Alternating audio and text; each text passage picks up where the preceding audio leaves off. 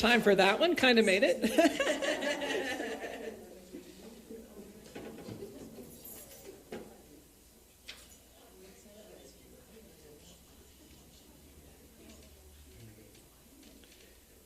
guess so. 2 minutes. Stretch it out. Sing it a couple times.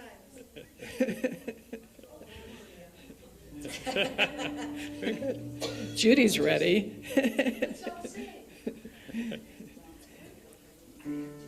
Okay, I guess we're going to start. Okay, y'all. Well, a great big welcome to the Center for Spiritual Living in the heart of Las Cruces. It's November. Yay.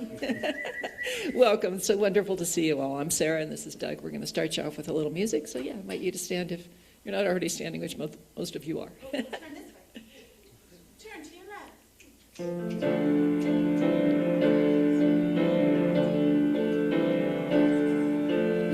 I am the center of creation. I am a seed planted in the stillness. I am a center of creation, fertile ground for the highest thoughts of God.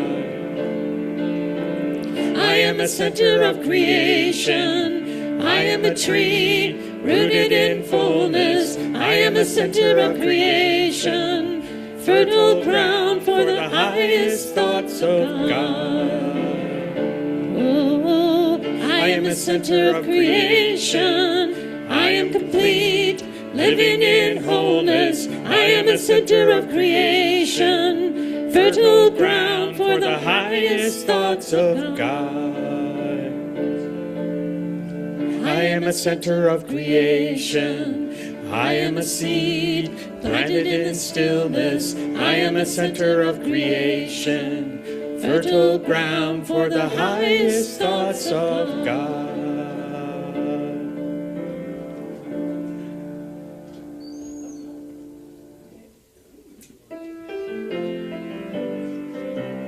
I see joy, I see peace, I see goodness surrounding me. I see love in every breath I breathe. I see God in everything. I see happiness, I see freedom. I see the beauty that lives in me. I see perfection in what life brings. I see God in everything. Oh, I feel joy, I feel peace. I feel goodness surrounding me. I feel love in every breath I breathe.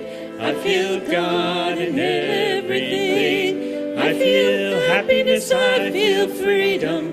I feel the beauty that lives in me. I feel perfection in what life brings. I feel God in everything. I know joy, I know peace. I know goodness surrounding me. I know love in every breath I breathe. I know God in everything. I know happiness, I know freedom. I know the beauty that lives in me. I know perfection in what life brings. I know God's in everything. I know God's in everything.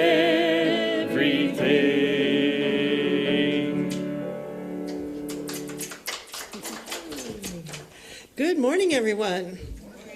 We have a change in the room. Welcome to everyone here at the Center for Spiritual Living in the heart of Las Cruces. I'm Reverend Bonnie, the community spiritual leader here at the center, and it's a joy to be with you today. I also want to say grateful Dia de los Muertos. I always say grateful because it feels funny to say happy, but I guess people celebrate as they interact with the spirits of those. But I'm always grateful to those who've gone before me, who've touched my life, and I just am grateful for the opportunity to remember them. So that's why I say grateful, whatever. So Dia de los Muertos today.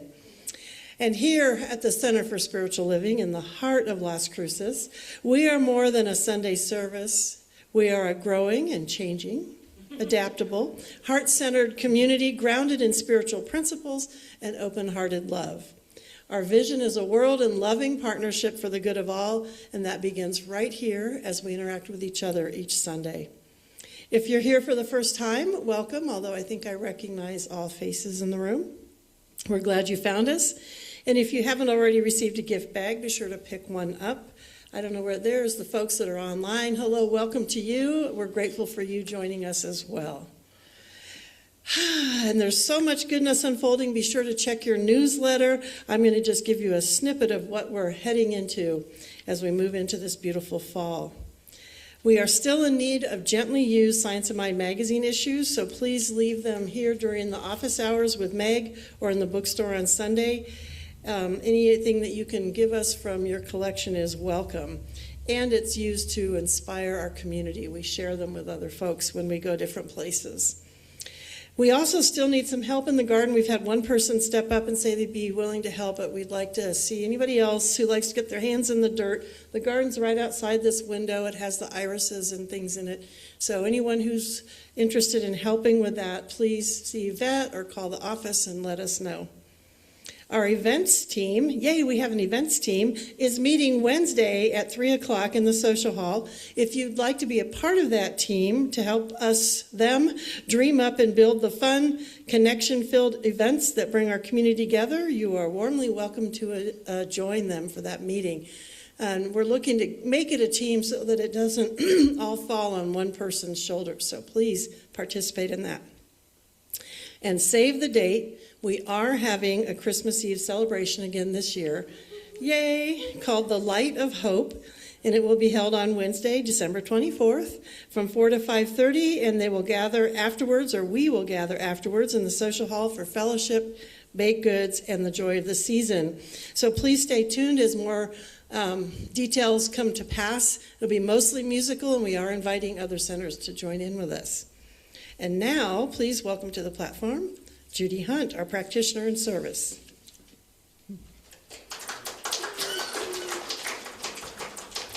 Good morning.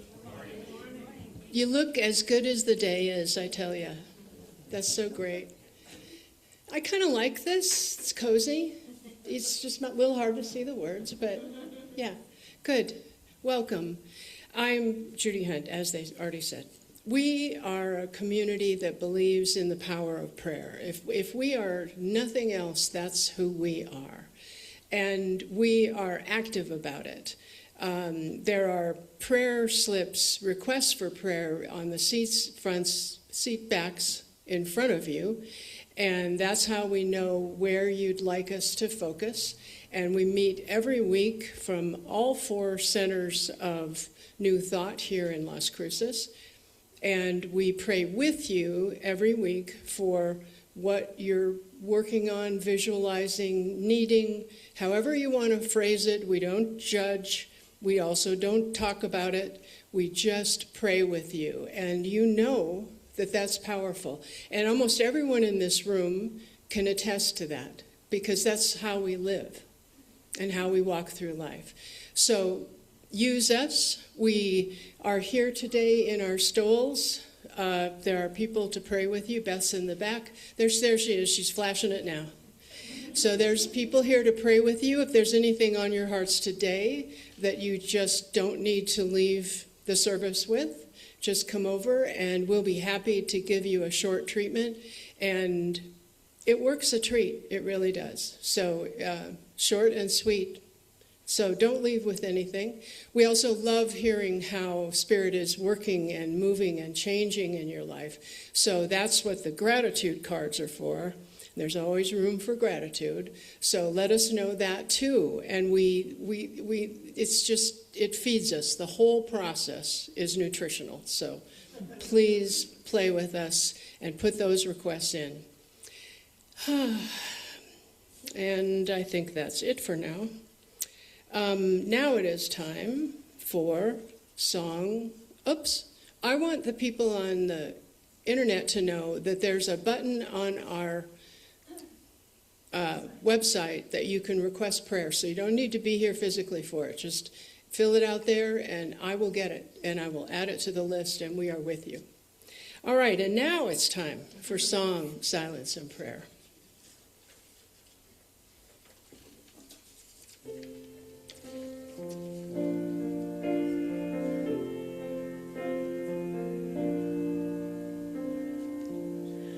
I belong, my voice beautifies the love song of creation. I belong, I sing in heaven's choir. I am God's will, and I belong.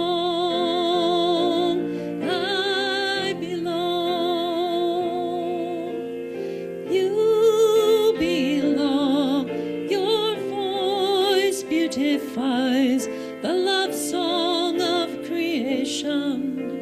You belong, you sing in heaven's choir. You are God's will, and you belong, you belong.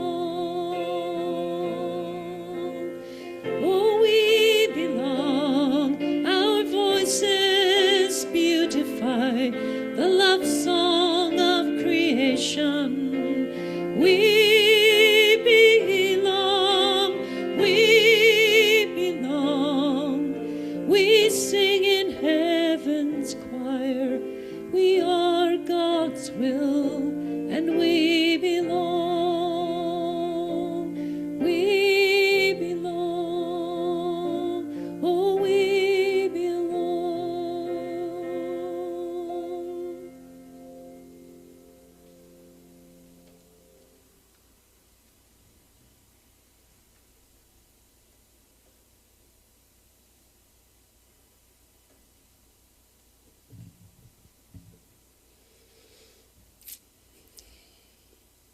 We absolutely belong right here,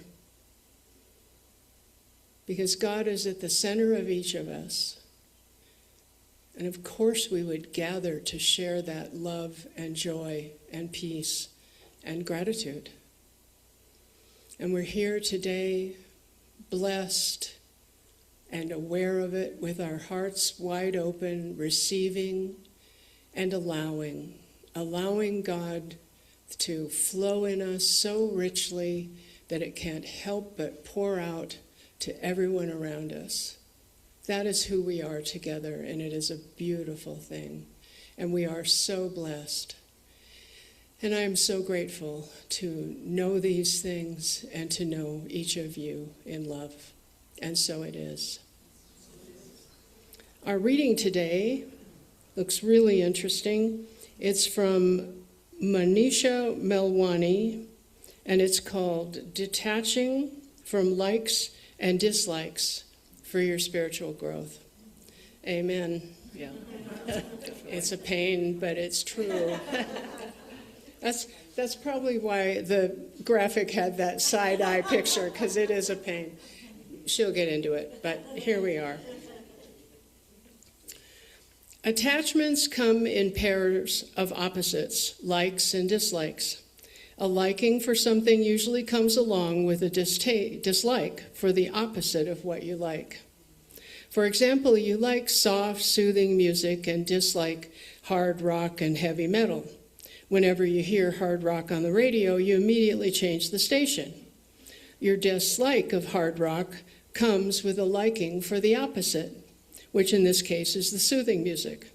Now, the problem is that we don't just do this with one thing, but with everything we encounter. When was the last time you eagerly reached into your fridge to look for something to eat that you didn't like? Okay, not often. Or couldn't wait to speak to the person whom you know is a bore. If you had a choice between watching an episode of your favorite TV show and the Weather Channel, what would you rather watch? Dependency is the problem. This dashing towards what we like and recoiling from what we dislike is how we find happiness, from the world. okay? It is our all-consuming preoccupation. You may still be wondering, so what if we have likes and dislikes? If they make us happy, what's wrong with having them? You see, the challenge is not simply the likes and dislikes, but the dependency that comes along with it. Our happiness depends on having things a certain way. This dependency creates desires, cravings, and agitations in the mind that take away our peace. We can't stay still until we move away from what we don't want and get what we want. The greater the intensity of the like and dislike, the greater will be our disappointment and sorrow in the absence of the thing we like, or anger and agitation in the presence of something that we dislike. And so it is. And she's going to help us work through it. Okay, Hannah, would you come on up now? Hannah, Sarah's back. So excited. She's a Las Cruces-based musician who writes heartfelt lyrical songs that blend story and emotional beautifully. Yes, welcome her. Thank you so much, everybody. Really a joy to be here with you this morning. That was full-on truth that just got spoken.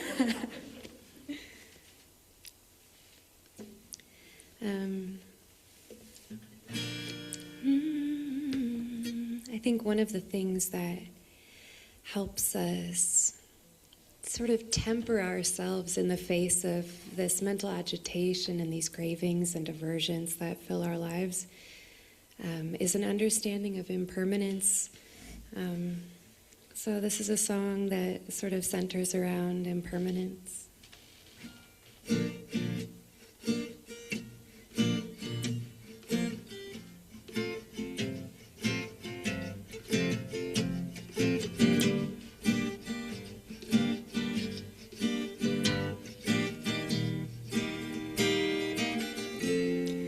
Got us a bed to sleep, and we got us some bread to eat. It's another trip around the sun, and another road beneath our feet. Come let your cup be filled. Come let your secrets spill. We'll be tending the fire and turning the wheel. And no matter what we do, the night is still dark, the morning is beautiful. Singing the lark, dreaming the wolf, the morning is beautiful.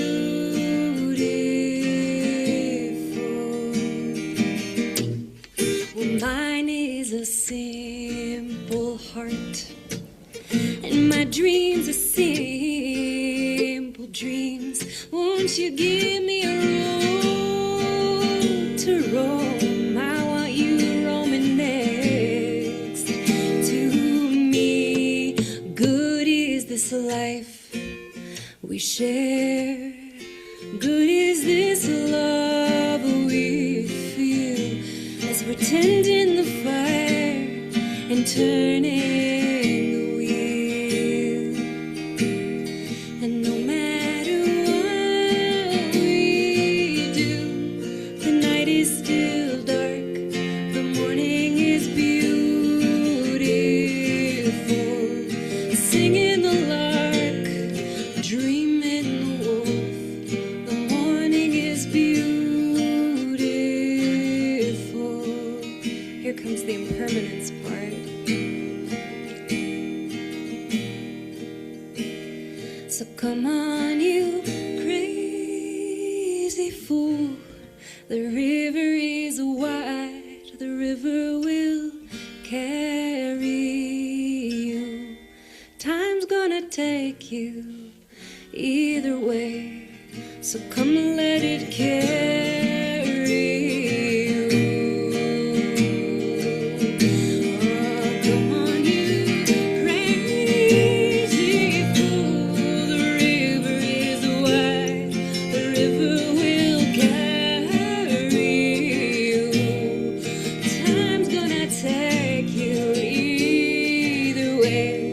So come let it carry you.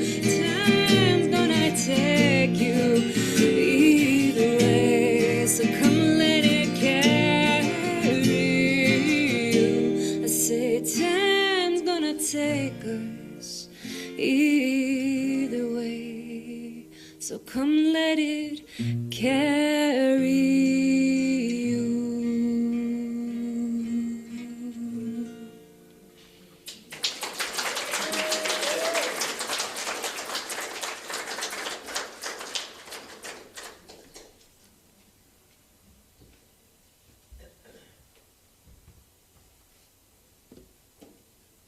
Hannah. Oh my God, I was waiting. So I heard Hannah sing here at Unity before our service one day. And I thought, oh yes, that voice, so, so beautiful. I even stopped thinking about what I was going to talk about, so thank you. It's always so good to get out of my own head and out of my own way.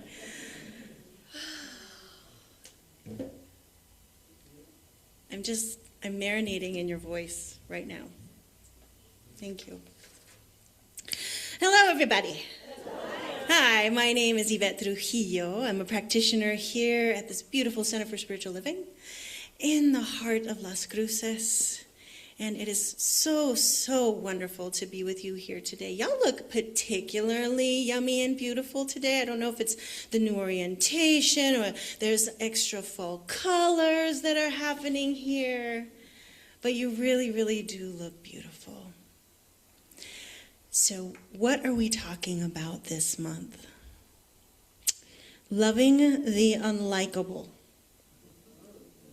right, so now you understand the reading. Loving the unlikable is what we were talking about this beautiful month of November. And I'm just curious, have you all ever witnessed yourselves, noticed yourselves giving the side eye to something, right? That fantastic driver who doesn't put their signal on. My wife, yes, she loves to do that. Or, when your body's not cooperating, you're expected to do something and it's not cooperating, or your computer or Zoom decides to reboot and update right before you have a meeting or right when you're supposed to do something. This morning I was trying to print, couldn't print. And of course, what does Bob say? Did you try and turn your computer back off and back on? Seriously, Bob, it worked. I gave Bob behind his back, of course. Really? Seriously? Yeah, seriously. So we know, right? I hear the giggles, I hear the laughter. You are familiar with what I'm talking about when we're giving life the side eye, when it's giving us something other than what we expected, what we wanted, or what we prefer in any moment. Right? Sometimes it's a big deal, sometimes it's a big thing that's happening, and sometimes it's the person who cuts you off. And it's little. You don't live in Santa Fe. You don't know what the fun drivers are. Santa Fe is a fun one. So that side eye is that flash of irritation. That's what I'm referring to, that flash of irritation when something doesn't go your way. So that moment that you want to swat away like a mosquito or a fly, that is the moment when we're trying to get rid of something annoying, which I might call a teacher. We're trying to swat away a teacher. And it shows us in that moment of the swat or how attached we are to the thing, to the way we think it ought to be. And what we're attached to is our comfort. What we're attached to is control. What we're attached to is our comfort and our control. So it makes sense. Okay, so it makes total sense. And I'm not here to try and say that when you give life the side eye that it's a failure. It's not a failure, not at all. I think it's pretty natural for us to want to have comfort and want to have control. But what happens is we want to try and have that. You might use gestures, not going to example them here today. But what we want to do is we want it to reveal to us, can we help to have that moment reveal to us our attachment, our preference for the thing that we like better than what just happened. It is our dependency, as you heard in the reading today. It's our dependency upon the thing that we want that is the problem. That is the source of suffering. That is the source of pain. Ernest Holmes, our founder, Ernie, in The Science of Mind says, peace does not come from the world outside us, but from the world within. Harkens back, if you remember a couple of weeks ago, to the hustling for heaven, right? That hustling, what is it that I want? Where is heaven and how do I get it? So this is kind of a deepening of that. It just turned out that way. I didn't try. So in the reading today, Manisha Melwani, sorry, not Malawi. That was the other reading person that you shared with, right, Reverend Bonnie? I don't know what her name was. Yeah. It's Melwani. Tells us the problem isn't liking or disliking. It's just dependency. We like and we dislike. That's normal. But the dependency is where we start believing peace is only possible when everything goes our way. When things aren't going our way, we lose peace. Oh, I can't believe that person just took that left turn right in front of me when I was going to be going forward, and you've lost your peace. Why? You just handed your little sweet, precious peace token of gold. Here you go, person who cut me off. Now I'm angry, and we feel very justified. Right? I can't believe, and we talk about it. Oh, you should have seen when blah, blah, blah did what and what. And I can't believe it. You should see. And don't bother going over there because they're going to treat you badly. It's a new restaurant, but the service is terrible. Our preference, our likes, and our dislikes. The challenge is that when we are engaging in that preference, that dependency upon the like, upon the thing that we want, and that dependency is there, and we're out of peace when we don't have it, is that this is where spiritual weakness begins. This is where spiritual weakness begins, when our happiness depends on the playlist being just right, on the radio station being the one you want, not being that talk radio show, but the other talk radio show, what other people's opinions are, then we begin to become rigid instead of resilient. Instead of being one that can go with the flow, we're the rock that it bounces off of. So for me, I, as a little kid, had some trouble learning. I discovered, I don't know, it was like maybe second or third grade, that I had trouble with reading comprehension. And at first I didn't know I was going to this other little group to do reading. And they actually went to another room to do reading, and I thought it was special. It's special, like, yay. Turned out I had a reading comprehension challenge. And my parents are both teachers. And to have one of your kids, I guess, as a teacher in like the remedial program, it hurt their egos a little bit, I think. And so I did feel a good amount of shame once I figured it out, that it wasn't like the special reading group, that I felt ashamed that I was different, that I was not measuring up. And as I continued through school, that experience deepened. I made it through. It wasn't too hard in junior high and in high school. I wasn't too terribly challenged. When I got to college, however, oh my goodness. And it wasn't just reading, it was also math. where I struggled. I had such a hard time understanding what it was that I had to read. If I was in conversation, I was doing okay, and I could really engage. And every semester, at the beginning of the semester, I rocked it. I was at the top of the class. My professors loved me because it was just the beginning, and I started out early, and I would start reading, and I knew, I understood, I could comprehend, and I was quite brilliant. I was quite brilliant. But then as the semester continued, and you've got the big books in university, and it's week to, and you're meeting, and you have to read expansive amounts of material, and not just read it, but understand it. Well, I still had trouble comprehending. And I would read a paragraph over and over and over. And eventually, I would get so tired of trying to understand what I was reading as I would fall asleep. And so I would try and go to the coffee house, Village Inn, to try and keep myself alert because there were other people. And I just had to read it over and over and over and over and over again, and I couldn't fall asleep.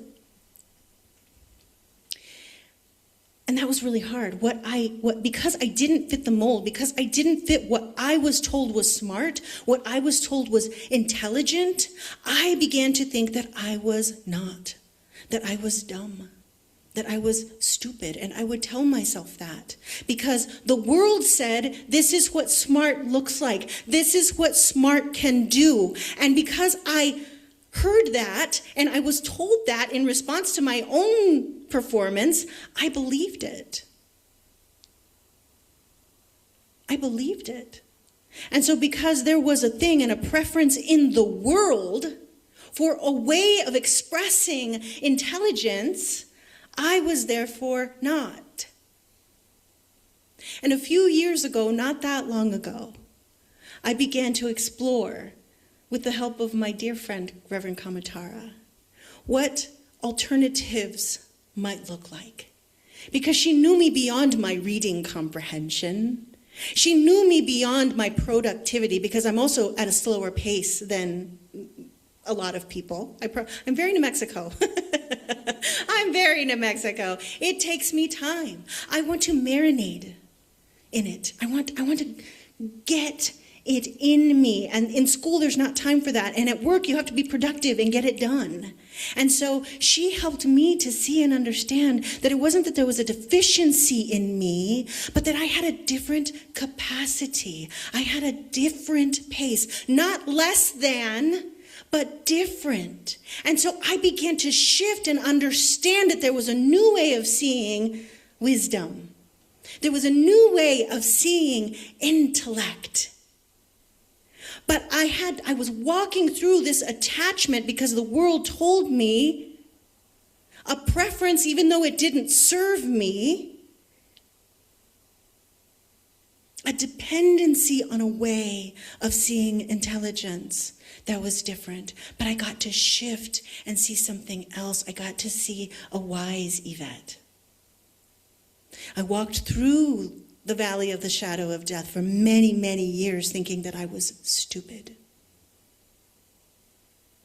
But because I got to let go of my dependency in a negative way, it's kind of weird, it was a negative way, but because I got to let go of that dependency, my world opened up to a new way of experiencing myself, a new way of seeing me and saying, holy cow, girl, you're brilliant. You know what I do? You know why it takes me so long?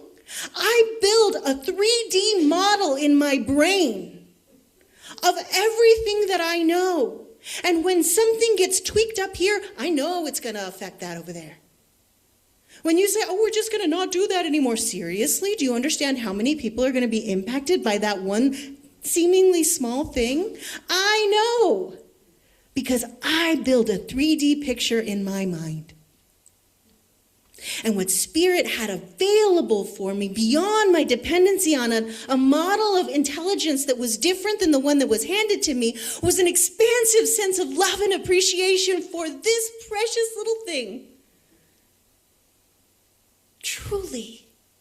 And even though sometimes I try and read, whoo, woo! And I'm like, okay. I get my little audio book and it reads to me as I read. And then I don't understand the paragraph. I put it into ChatGPT and I say, ChatGPT, can you explain this to me like I'm a high schooler with bullet points? It turns out I actually did understand. I just didn't know it. When we move beyond the dependency, the attachment of what we prefer, weird to think that that was a preference, but it was. I just didn't understand. Then we free ourselves to have a different experience. Emma Curtis Hopkins, the teacher of our teachers, says, to desire to be anything other than what you are is to desire to be something less than God.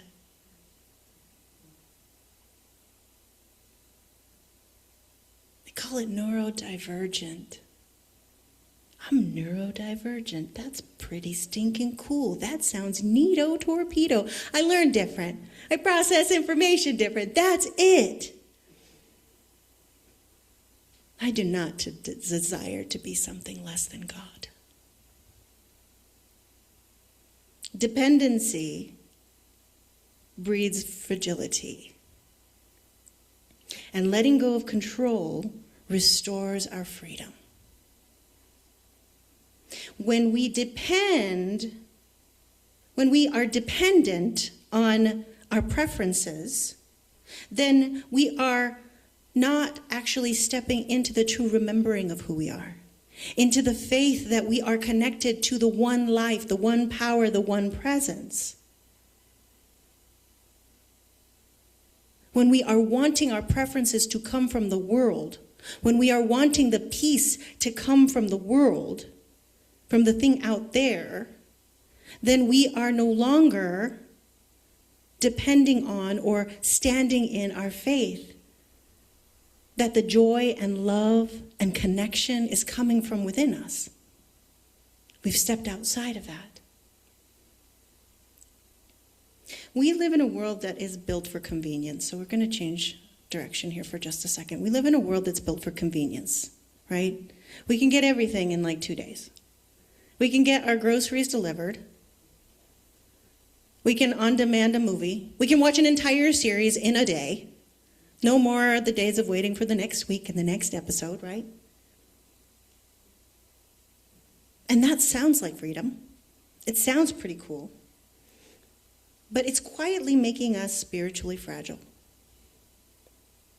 Because we become dependent upon our want being met right now.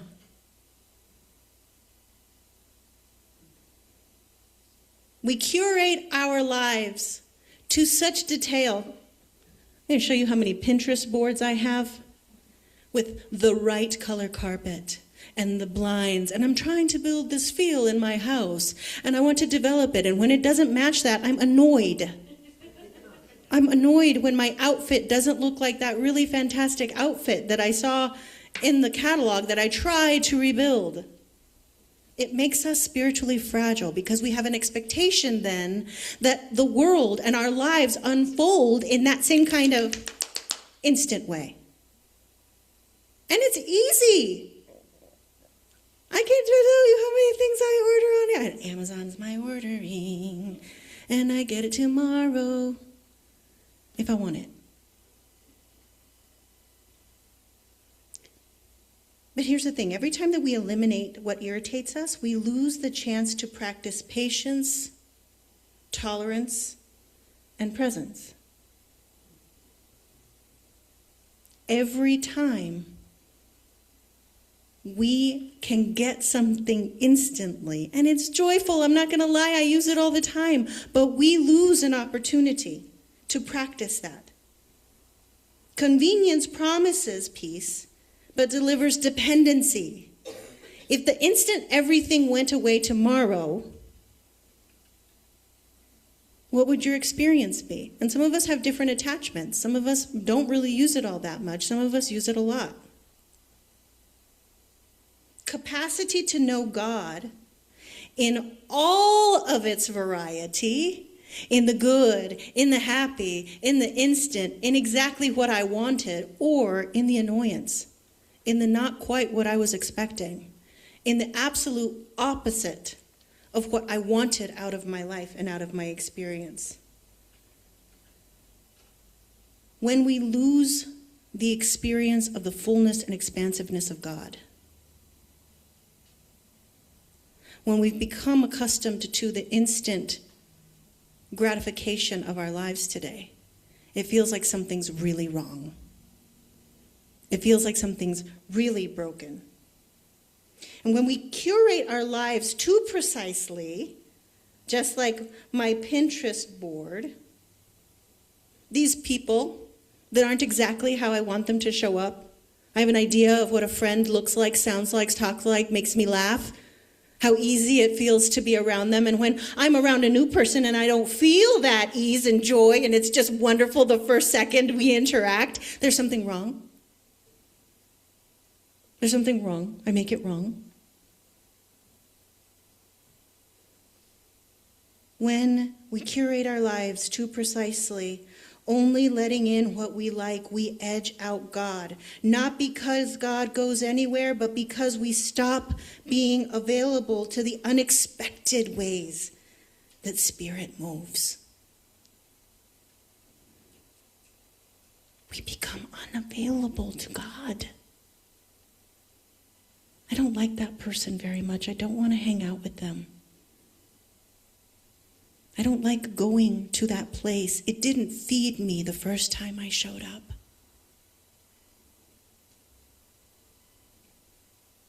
There is something in all of life. God is everywhere, yes? That's what we believe, that there's not any place that Spirit is absent. There's not a spot where God is not. That one kind of drives me crazy because of the double negatives. But if we truly believe that, and we engage and interact with someone that is not our highest expectation of joy and fun and play, well, the next time that we have an opportunity to hang out with them, we might not.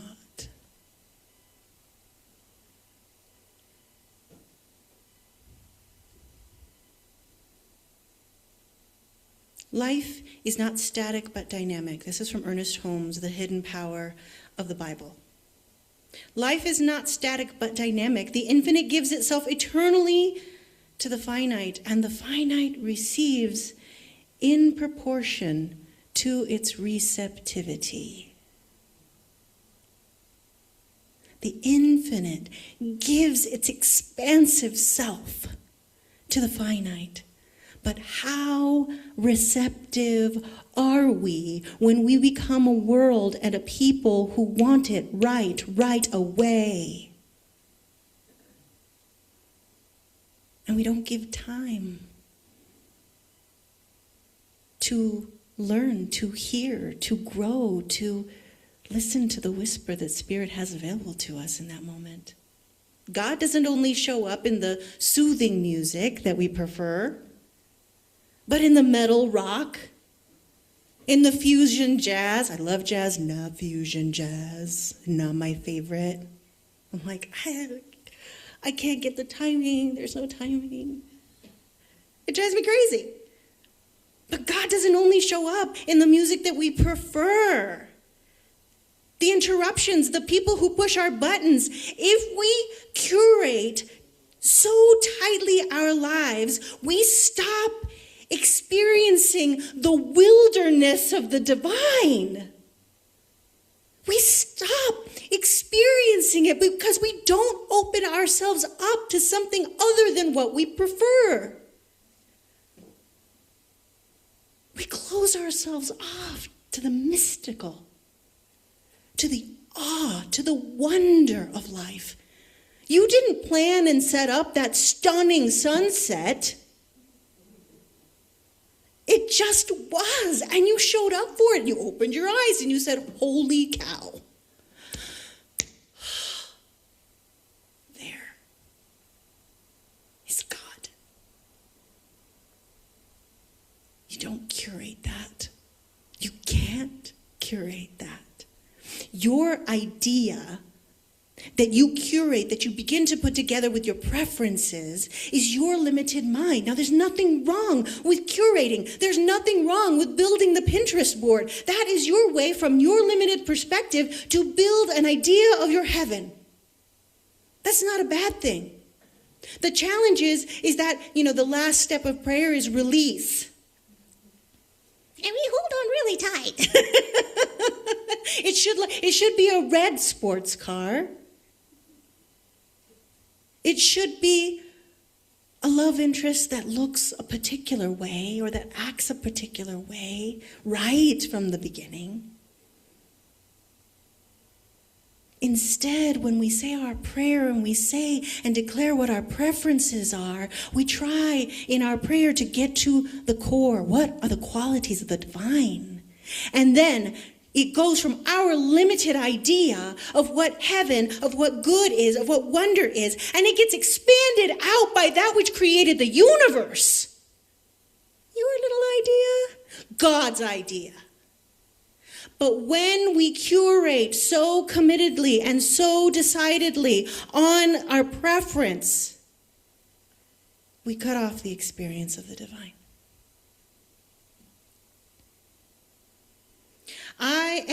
This is from Michael Singer. We study him in the Untethered Soul as practitioners. This is from his book, The Surrender Experiment, that worked on me for many years. Am I better off making up an alternative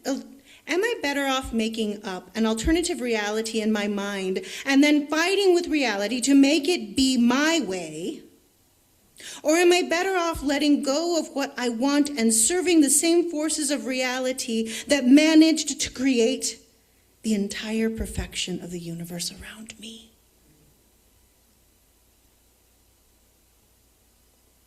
What is whispering that may be outside of your preference? What is gently tapping on the door or pounding, depending on what the irritation is? He goes on to say later, I was so humbled by the process, deeply in love with the excitement and wonder of experiencing what would unfold next. Can you imagine living your life like that? Deeply in love with the excitement and wonder of experiencing what would unfold next. Not the attachment, but the curiosity. Resilient isn't just surviving discomfort. It's awakening to wonder when we stop requiring comfort. It's real hard to let go of comfort, and our world tells us that we have, yes, seek out comfort. I have it for you here. Seek out convenience. It is available for you here. It is plenty. We are swimming in it. But when we allow Spirit to surprise us, we open to awe. That same creative intelligence that spun the galaxies can still knock our socks off. I invite you to step into the possibility of having your socks knocked off out of those places that are uncomfortable, out of those moments that are inconvenient. And when you feel resistance to that, because we will, because we have the habit of it, when you feel resistance, pause and ask, as Byron Katie, the author of Loving What Is, says. This is one of her powerful questions. Can you absolutely know this shouldn't be happening? We act like it. I can't believe that my leg still isn't working and I still have a cane. This shouldn't be happening. But that pause, when we ask that question, can you absolutely know that this shouldn't be happening? That pause is where Spirit rushes in. Sometimes meanders in, but it makes space for the divine. And that is the difference. That is the distinction between rigidity and revelation. Allowing Spirit to reveal itself to you. As we let go of self-condemnation, fear, and resistance, peace comes naturally, for the universe holds nothing against us. We hold things against ourselves. Ernest Holmes.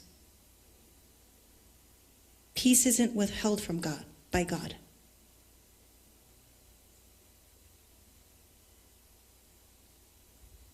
Peace, your peace, is not withheld by God.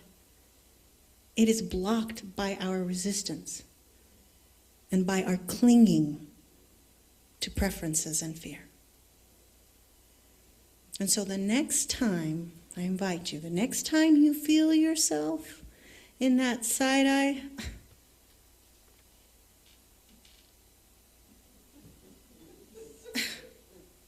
no, you didn't. Seriously? My sister-in-law loves to say that. Seriously? Notice the dependency. Just notice it. Smile at it. And breathe.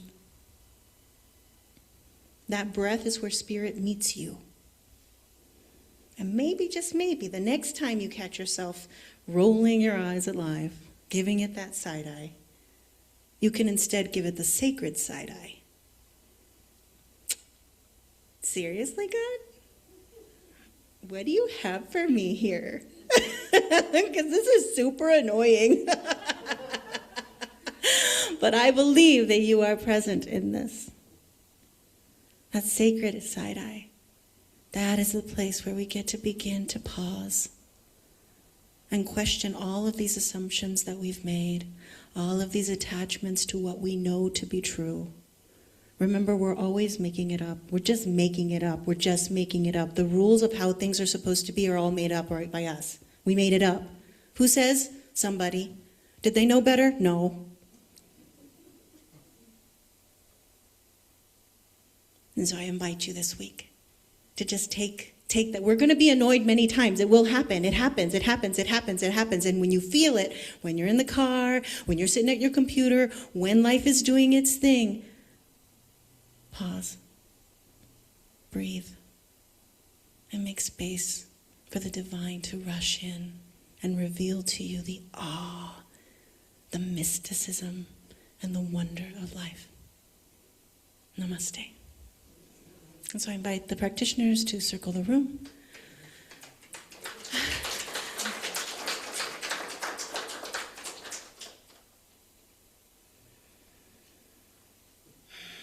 I know that there is one power and one presence that is moving and breathing and having its way with all of life. This is how I always anchor myself. I know.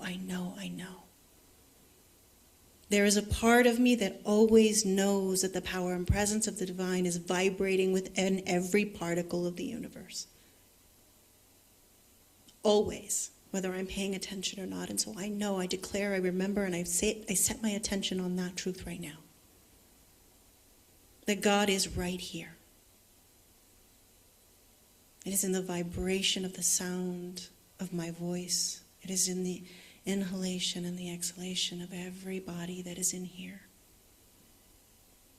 It is in the eyes and ears of those that are joining us today online or will join us later. It's in the air we breathe. It's in the thought we think.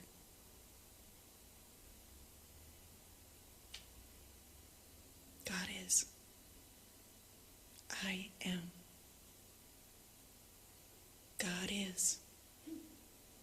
And every person here, everyone who can hear my voice, is that same divine light, connected eternally to the power and presence that created the universe.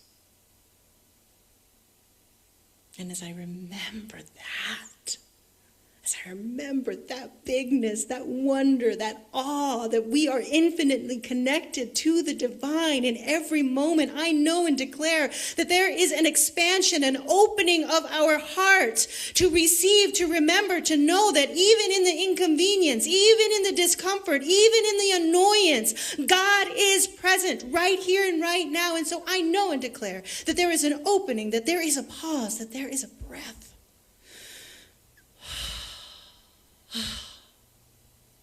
to allow Spirit to wow us. So for this knowing that we are indeed standing in the midst of the adventure of life, the unfolding of perfection, and that mystical wonder of being that we are in God, I am so deeply grateful. I'm so grateful to know the truth that my word is powerful. Thank you, sweet Spirit. Thank you, divine presence that is within me for this knowing. And with great gratitude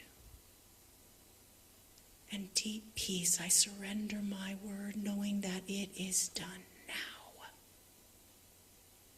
Now. Now. And so it is. Amen. Hannah.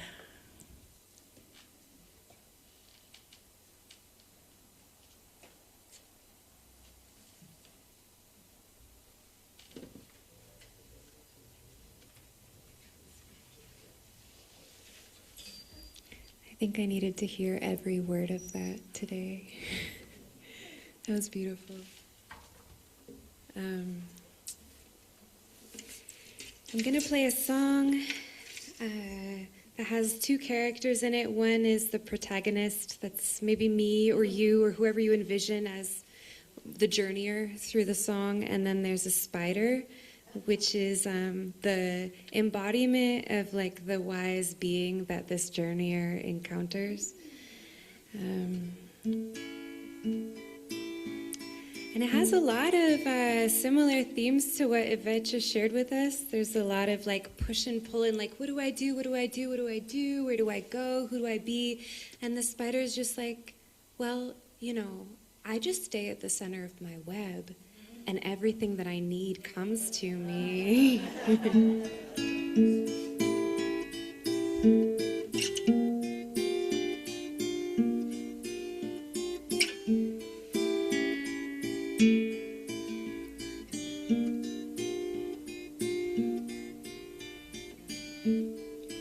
There's a field within a field inside my chest.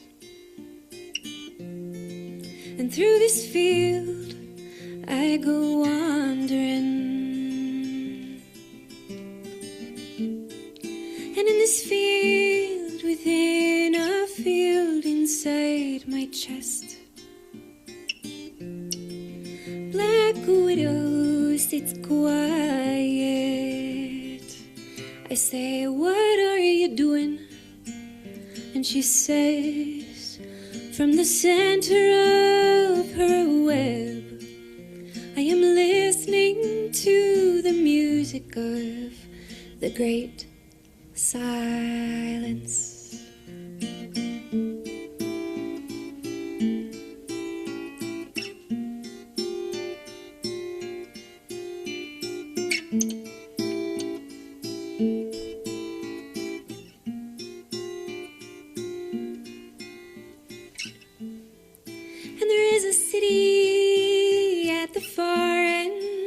This field all aglow.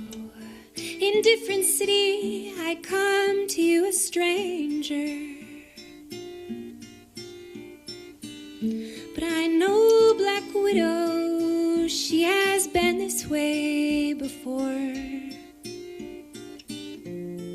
And so I ask her of its danger. I say, were you afraid? She says no, and I'll never be again. I am just one more form emerging from the great silence. And I am just one more time emerging from the great silence. Ooh.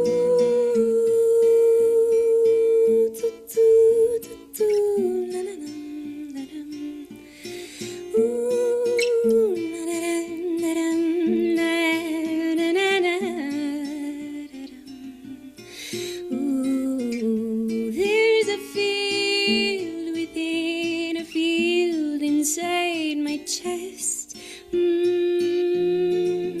through this field I go wandering. When it is darkened by a familiar loneliness, so I say, Black Widow, what of this? I say, are you alone? She says, no, and I'll never be again. For it is I who walks beside me through the great silence. It is I who walks beside me through the great silence. But I say, oh, Black Widow, where do I go? Where do I go? Oh, where do I go? And I say, oh, Black Widow, what do I do? I say, what do I do? What do I do? I say, oh, Black Widow, where do I go? Where do I go? Where do I go? I say, oh, Black Widow, what do I do? I say, what do I do? Oh, what do I do? I say, where would you go? She says, here, from the center of my web, all I truly need, it comes to me from the great silence. All I truly need, it comes to me from the great silence. Then she says, peace, my child. There is nothing more to ask. If you listen, there is music in the great silence. Thank you. Thank you.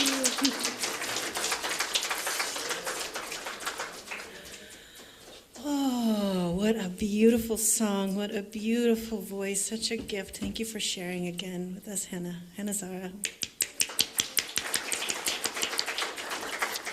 All right, my friends, here we go. We are moving on to something that I'm not looking at. Here we go. Now is the time for us to open our hearts and participate in the flow of abundance. This is our opportunity to give back to this beautiful community that I know for me feeds my heart, feeds my soul, helps me to grow and to expand and to be the fullness of who I am. And so we invite you today to step into the abundance of your heart and knowing that as you give, so do you receive.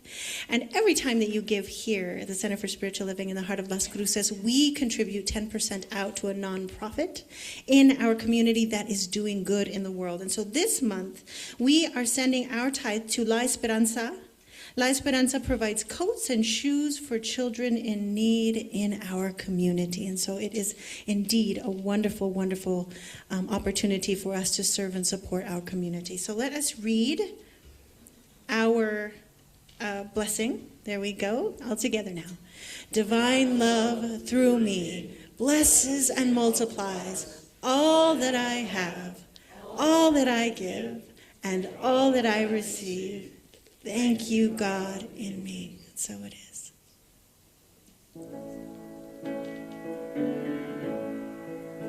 I am so blessed. I am so blessed.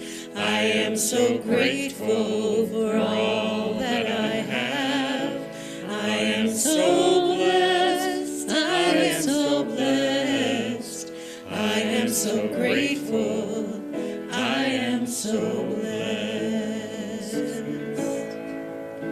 I am so blessed. I am so blessed. I am so grateful for all that I have. I am so blessed. I am so blessed. I am so grateful. I am so blessed. I am so grateful. I am so blessed. And from this place of recognizing the blessing that my life is, the blessing that every single person that is a part of this community is, and indeed the blessing that this community is to each of us. I just simply give gratitude for the abundance that is flowing to us in every moment and in every way, every day. Knowing that this multiplies and grows and expands beyond our wildest dreams. Thank you, sweet Spirit. And together we say, and so it is, and so it is. All righty, so remember, everyone, that we have practitioners who are available to pray with you. They have the turquoise stoles on, so if you'd like to, as Judy said, let something go. If you want to let something go before you walk out these doors, find somebody with a turquoise stole and they'll pray with you. All right, what are we singing? Oh, let there be peace. Let there be peace.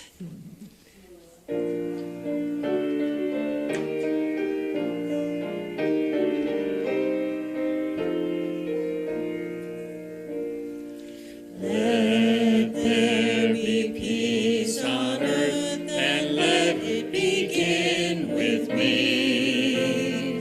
Let there be peace on earth, the peace that was meant to be, with God as our center, family all are we. Let us walk with each other in perfect harmony. Let peace begin with me. Let this be the moment now. With every step I take, let this be my solemn vow, to take each moment and live each moment in peace eternally. Let there be peace on earth, and let it begin with me.